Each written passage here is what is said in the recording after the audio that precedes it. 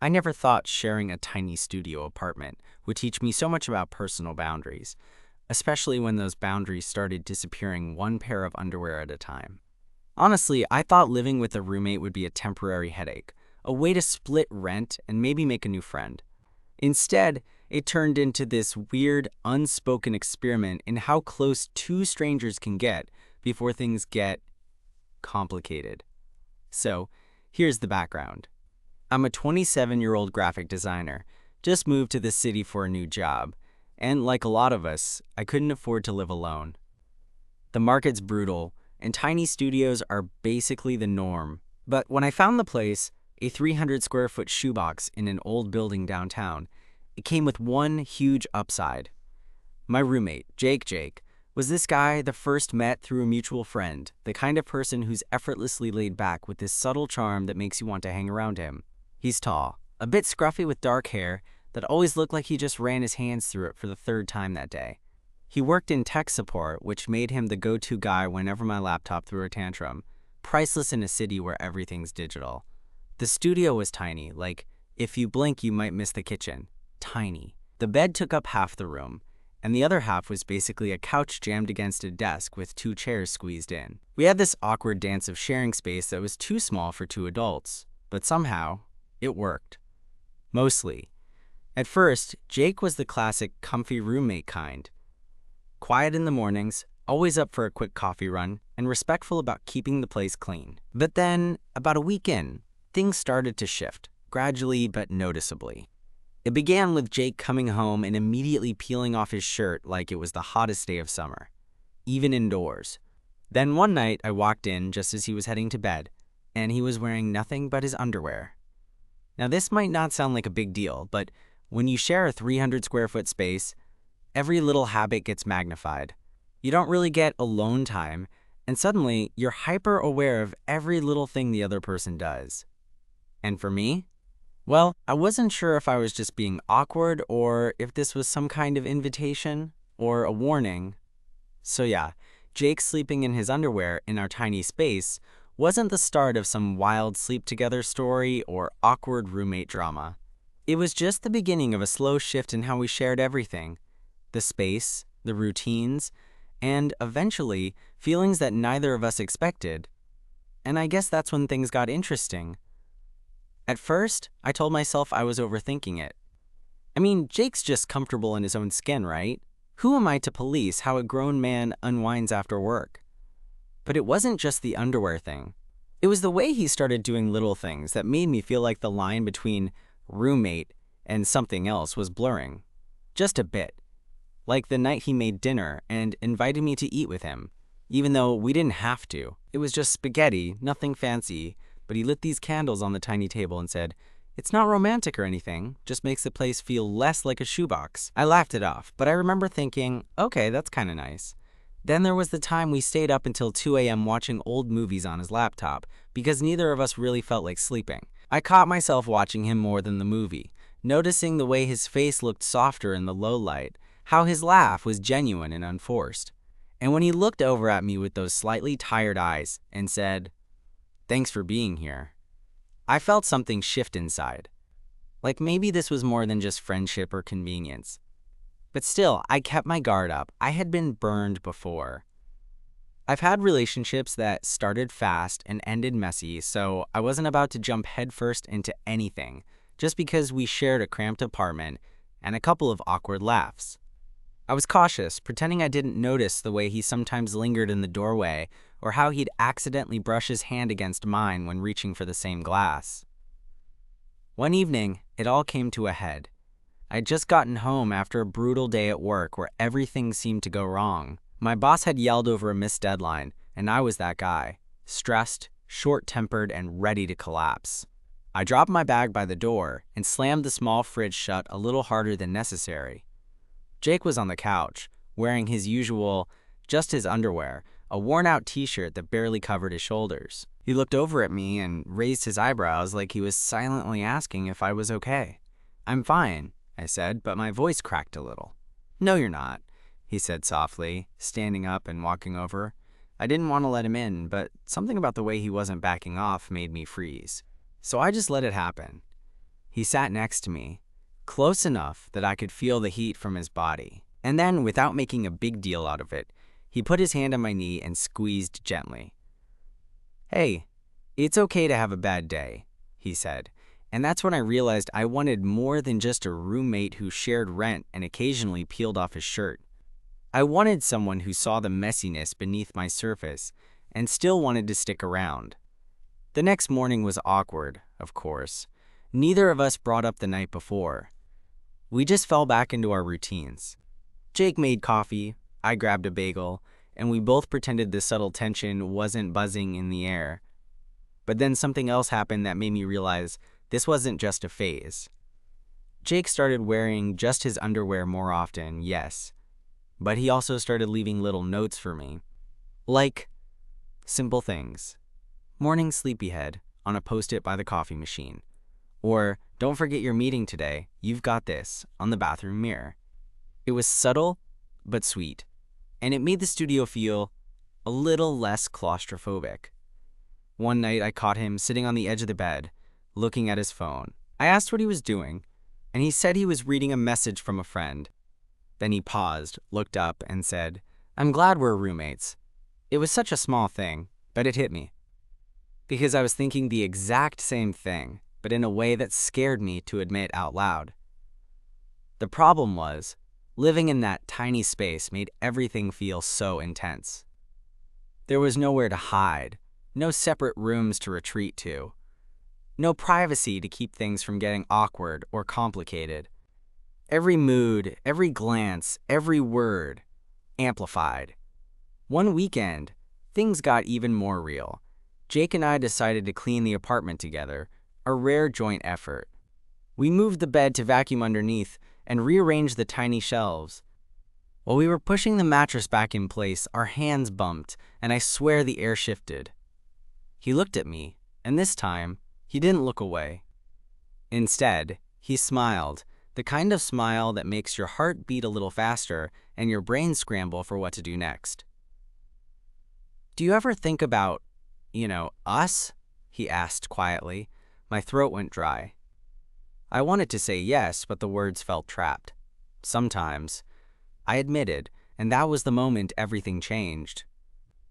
Because in that tiny studio, surrounded by our half-packed boxes and mismatched furniture, we both knew this was more than just a lease agreement or convenience. It was the start of something neither of us saw coming. I remember sitting there, the mattress pressed lightly against my back, Jake's question hanging in the air like a delicate, fragile thing. "Do you ever think about us?" It was the kind of question that could shatter whatever was left of the easy rhythm we'd managed to find. I didn't answer right away because, honestly, I was trying to figure out if this was just a passing thought for him, or if it meant something deeper. The truth was, I thought about it a lot more than I wanted to admit. But admitting that out loud was another story. "Yeah," I finally said, the word almost a whisper. "I do. More than I probably should." Jake's smile widened. This wasn't the uncomfortable silence I'd expected. Instead, it felt like relief, like he'd been holding his breath waiting for me to say that. "Me too," he said. Then, without missing a beat, he added, "I don't know where that leaves us, but I don't want to keep pretending it's not there." And that was the moment I realized the tiny studio wasn't just a cramped space anymore. It was a pressure cooker, and all the things we'd been holding in were starting to boil over. We spent the next couple of days in this weird in-between place. We were still roommates, but the air shifted. Somehow, the usual comfortable silence we shared became charged, as if we both wanted to say something, but weren't sure how or when. One evening, I came home to find Jake cooking pasta again, and this time, the candles were lit, just like the first dinner. But this time, instead of us sitting on opposite ends of the tiny table, he pulled me in to sit close, elbows almost touching. We talked about everything and nothing. Jobs, dumb TV shows, embarrassing childhood stories. And then, out of nowhere, Jake reached across and took my hand. "Is this okay?" he asked, his voice low. I squeezed his hand back, heart pounding. "Yeah, it's more than okay." That night, we fell asleep tangled up, the cramped space somehow feeling a little bigger, a little safer. After that, things started to change in little ways. Jake stopped just sleeping in his underwear. He started wearing my old, oversized shirts around the apartment. I found myself just watching him, wondering how someone so relaxed could make a shoebox feel like home. But it wasn't all perfect. Living like this meant learning to navigate the messiness of a relationship without much privacy or space to cool off during a fight. We had our moments, small disagreements over what movie to watch or how messy the kitchen was. But those felt less scary now because we were doing it together. One night, after a particularly long day at work, I came home feeling drained. Jake was already there, sitting on the bed in just his underwear and one of my sweaters, scrolling through his phone. I flopped down beside him and just stared at the ceiling, the silence between us thick. "You okay?" Jake asked after a while. "Not really," I admitted. "It's just everything feels overwhelming." He shifted closer, resting his head on my shoulder. "You don't have to do it alone, you know." That simple reassurance meant more than I expected. It was like I finally realized that this tiny studio wasn't just the four walls we lived in. It was the start of something I desperately wanted to hold on to.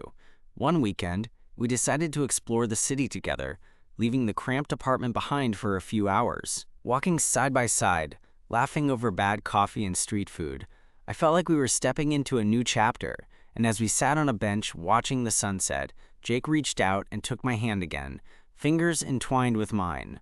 "I'm glad I found you," he said softly. "Me too," I replied, smiling. It's funny how a tiny studio, a pair of underwear, and a few shared meals can lead to something real and unexpected. We started as roommates, just trying to survive the city, but somewhere between the cramped space and the quiet nights, we found something like home in each other. And honestly, I wouldn't trade it for anything. After that day in the park, things between Jake and me took on a new kind of rhythm. It wasn't rushed or dramatic. It was just comfortable in a way I hadn't expected. We kept our routines, shared meals, and even those quiet moments in the tiny studio that used to feel cramped suddenly felt warm. But, of course, nothing stays easy forever.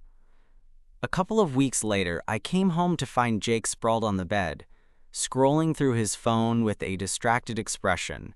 I noticed his usual relaxed vibe seemed off, like something was bugging him, but he wasn't quite ready to say it. "Hey," I said, dropping my bag by the door. "What's up?" He looked up, then back at the screen, biting his lip. "Just some stuff with work. They're pushing me to take on a new project, and I'm not sure I'm ready." I nodded. Jake's job in tech support wasn't always glamorous, but he was good at it. Still, change like that could be stressful. "Want to talk about it?" He shrugged, then closed his phone. "I guess I'm just worried it'll mess up the balance I've got going here. Work's fine, but this," he gestured around the studio. "Us. That's the good part. I don't want to mess it up." That hit me harder than I expected. We'd been quietly building something precious, and the idea of it unraveling because of outside pressure felt scary. "Hey," I said, sitting beside him. "We'll figure it out. Together." Jake smiled, this time genuine and a little relieved. "Thanks. I needed to hear that." Over the next few days, I watched Jake wrestling with the new project. He spent more time on his laptop, his brows furrowed in concentration. I tried not to crowd him, but the tiny apartment made it impossible to give each other space without feeling distant. One night, around midnight, I heard him pacing the room. I was half asleep on the couch when he plopped down beside me, running a hand through his hair. "I'm sorry if I've been distant," he said. "This new stuff is just a lot." I reached out and pulled him close. "You're not alone in this. You have me." For the first time, Jake leaned into me, resting his head on my shoulder like he needed the comfort as much as I did. In that moment, the tiny studio felt like a fortress, a place where we could be real, messy, and vulnerable together. Things started to improve after that. Jake found his footing with the project, and I tried to be more patient, even when the apartment felt smaller than usual. It wasn't perfect, but it was ours. Then came the weekend that changed everything. We were both off work and had decided to have a lazy day in. Jake was lying on the bed in his usual state of undress, boxers and one of my oversized shirts, and I was on the couch, scrolling through my phone. Suddenly, Jake sat up and said, "I was thinking, maybe we should get a bigger place." I blinked. "You mean like A real apartment? With separate rooms? He nodded, looking a little shy. Yeah, I love this place, and I love living with you, but maybe it's time for something more, something that feels like us. I thought about it. The cramped studio had been our cocoon, but it had its limits. Privacy was minimal, and as much as I loved the closeness, sometimes it felt like we were stepping on each other's toes. Honestly, I've been thinking the same thing, I admitted. It's cozy, but I'm ready for more space. For us. We spent the rest of the day scrolling through listings, dreaming about what we wanted. A place with a separate bedroom, maybe a small balcony, and enough room for both of us to feel at home. But even as we dreamed, I realized something important. It wasn't the size of the apartment that made this feel right. It was Jake. It was us. That night, as we lay tangled up in the bed that had once felt too small, I knew that whatever came next, we'd face it together. The city outside our window was noisy and chaotic, but inside that little room, with Jake's arm around me and the softness of his skin against mine, everything felt calm. I never imagined that sharing a tiny studio with a guy who started sleeping in his underwear would lead me here, to a place where I finally felt like I belonged. And honestly, I'm excited to see where this goes. So we started seriously looking for a new place. I wasn't expecting it to feel like such a big deal. After all, we'd been sharing a 300-square-foot studio for months, but suddenly, every choice felt loaded. Bigger space meant more freedom, but also more responsibility, and maybe even moving in together officially. Jake seemed more excited than me about the whole thing, which was kinda refreshing. He'd scroll through listings in the evenings, marking favorites, sending me links with captions like, "Imagine us here," or "Cozy vibes." I'd respond with a thumbs up emoji, or, if I was feeling brave, "Yeah, that could work." One Saturday, we went to check out a place that felt promising. It was a small one-bedroom, just a few blocks from where we were, with a little balcony and a kitchen that wasn't just a corner of the living room. Walking through it, I could already picture us there, cooking dinner together without bumping elbows, having our own corners to retreat to, but still sharing the space. Jake was visibly excited, pacing the living room and jabbering about paint colors and furniture arrangements. I caught him glancing over at me with that smile that had me feeling like I was the only person in the world. But then, as we sat on the floor amid empty rooms and echoing walls, Jake got quiet. I waited, watching him fiddle with a loose thread on his sleeve. "Are you okay?" I asked. He looked up, eyes a little hesitant. "Yeah, it's just, this feels like a big step. I know we live together already, but this feels different. Scary, in a good way." I nodded, feeling the same. "Yeah, I'm scared too, but I think it's time."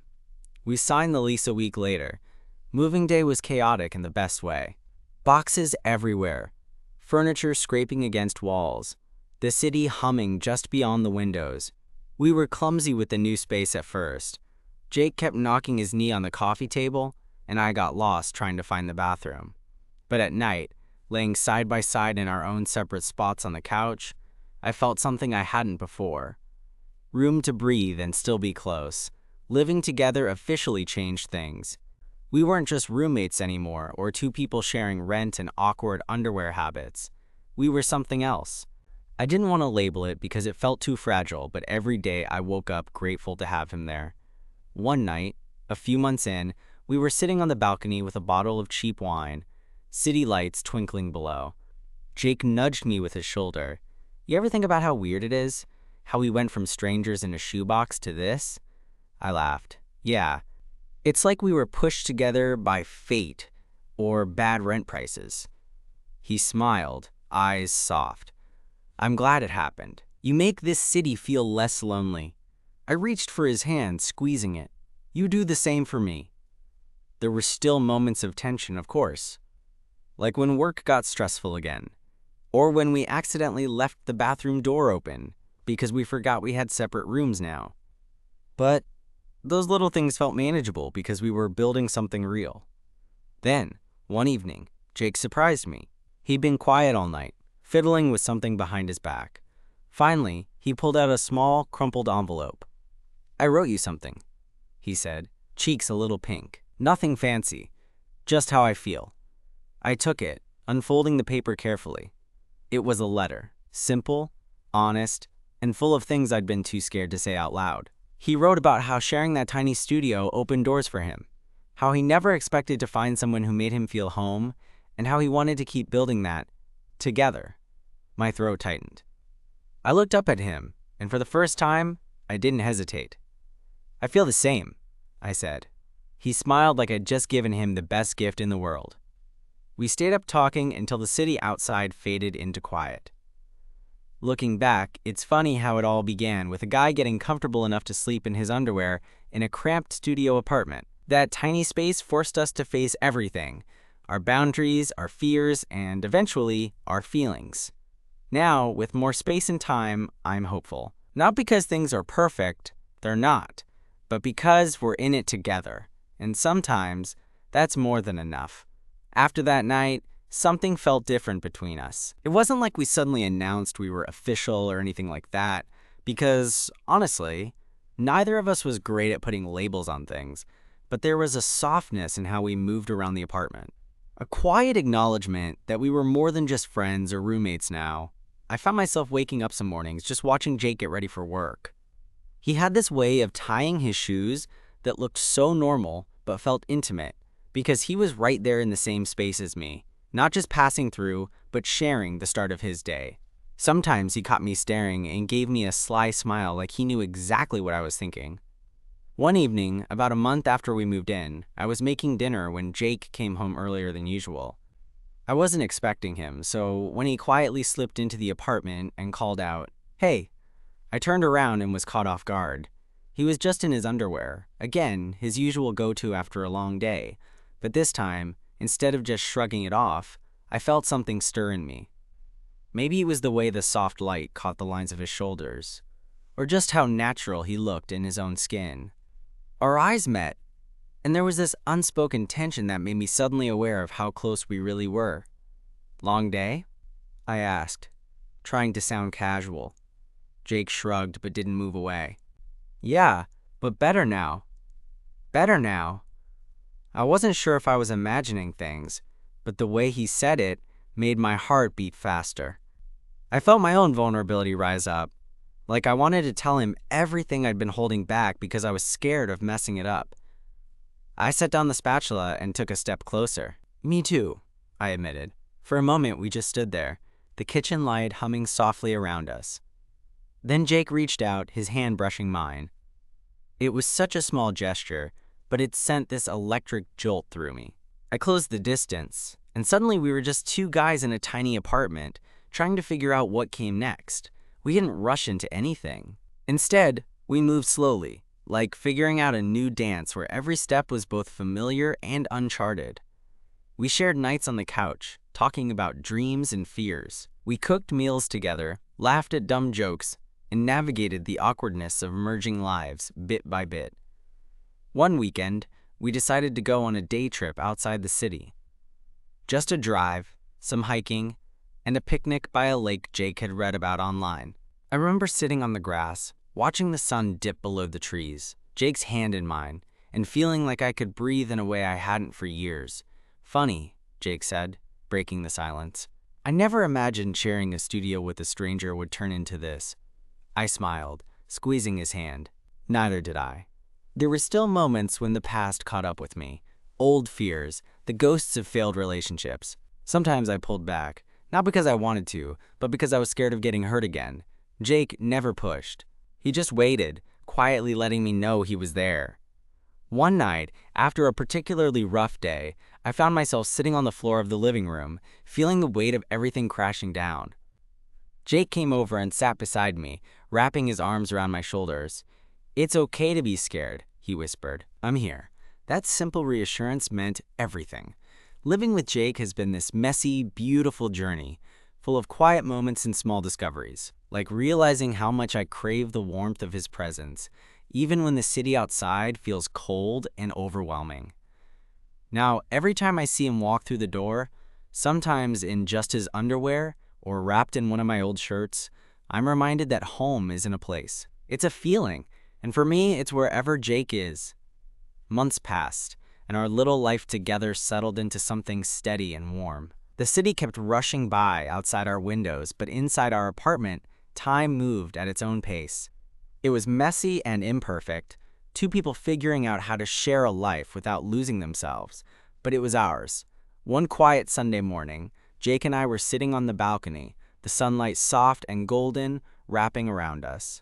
He was in his usual casual state, boxers and one of my worn-out t-shirts, and I was nursing a cup of coffee, still half asleep. The apartment was slow to wake, the kind of peaceful moment that feels like a small gift after months of juggling work and life's chaos. Jake turned to me, his eyes thoughtful. "You know," he said slowly, "I never thought I'd be the type to say this, but living with you has changed everything. Not just this place, but how I see us." I smiled, feeling the familiar warmth spread in my chest. "Me too." It's crazy to think we started as two strangers squeezed into a tiny studio, and now here we are. He reached out, taking my hand gently. "I like that we didn't have to rush, that we got to figure it out in our own time." "Yeah," I agreed. "No pressure, no grand gestures, just little moments. Like you leaving notes on the fridge, or those lazy nights where we just exist together." Jake chuckled. "I'm glad you noticed the notes." I squeezed his hand. "How could I not? They were the highlight of my days." We sat in silence for a moment, the kind that's comfortable and full, like a shared secret. Then Jake leaned in, resting his forehead against mine. "I'm really glad we took the leap," he whispered. "Me too," I said, feeling the weight of all those unspoken feelings finally finding their place. That morning, as the city stirred to life below us, I realized something simple and profound. Home isn't about the size of the apartment or the things inside it. It's about the people you choose to share it with, the ones who make even the smallest space feel like enough. And with Jake by my side, I knew we had found that home. Not in the walls around us, but in the quiet moments, the shared smiles, and the gentle understanding that no matter what life throws our way, we're in it together. Sometimes, love starts in the most unexpected places, in a cramped studio, in a pair of underwear, in the slow unfolding of trust and companionship. And sometimes, it turns out to be exactly what you never knew you were looking for.